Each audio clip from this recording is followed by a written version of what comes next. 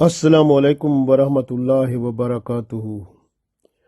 آج ہم دعا پڑھتے ہیں جب بندہ شدید بیمار ہوتا ہے اور محسوس ہوتا ہے کہ یہ اب دنیا سے رخصتی کا وقت ہے، تو اللہ تعالیٰ سے اس حالت میں ایسی دعا کرنی چاہیے۔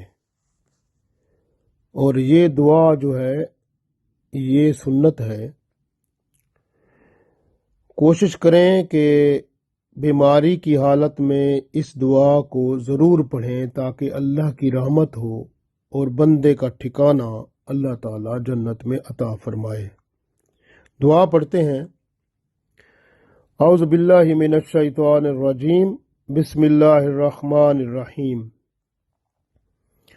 اللہم اغفر لی وارحمنی والحقنی بالرفیق الاعلی۔ اللہم اغفر لی وارحمنی والحقنی بالرفیق الاعلی۔ اللہم اغفر لی وارحمنی والحقنی بالرفیق الاعلی۔ ترجمہ دیکھتے ہیں۔ اللہم، اے اللہ، مغفر لی، مجھے بخش دے، مجھے معاف فرما دے، میرے گناہ معاف فرما دے، مجھے بخش دے۔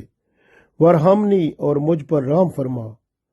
والحقنی، اور مجھے شامل فرما بالرفیق الاعلی، ان اعلی رفیقوں کے ساتھ جو تیرے خاص رفیق ہیں، ان کے ساتھ مجھے بھی شامل فرما دے۔